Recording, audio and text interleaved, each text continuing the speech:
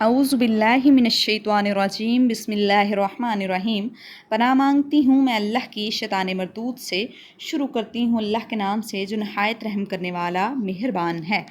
آج ہم پڑھنے جا رہے ہیں سورۃ البقرہ کی آیت نمبر 31۔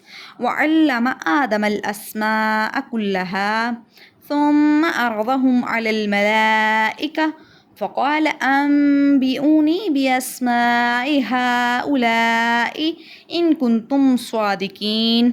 وعلم آدم، اور سکھائے آدم کو، الاسماء نام، کلہا سارے کے سارے، وعلم آدم الاسماء کلہا، اور اللہ نے آدم کو سب چیزوں کے نام سکھا دیے۔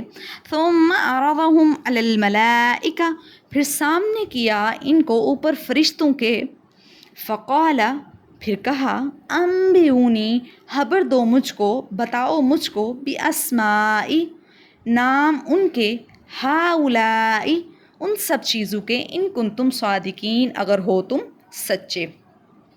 وعلم آدم الاسماء كلها ثم عرضهم على الملائكة فقال انبئوني باسماء هؤلاء ان کنتم صادقین۔ اور اللہ نے آدم کو سب چیزوں کے نام سکھلا دیے، پھر فرشتوں کے روبرو وہ چیزیں پیش کی اور کہا، ان کے نام بتاؤ اگر تم اپنے دعوے میں سچے ہو۔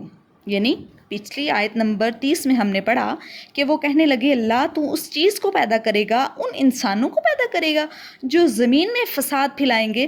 تو اللہ نے پھر کچھ چیزوں کے نام، گھریلو استعمال کی چیزوں کے نام آدم علیہ السلام کو بتا کر پھر فرشتوں کے سامنے پیش کیا اور کہا کہ اگر تم مجھ سے زیادہ جانتے ہو تو پھر ان سب چیزوں کے نام بتاؤ، ان کنتم صادقین اگر تم اپنے دعوے میں سچے ہو۔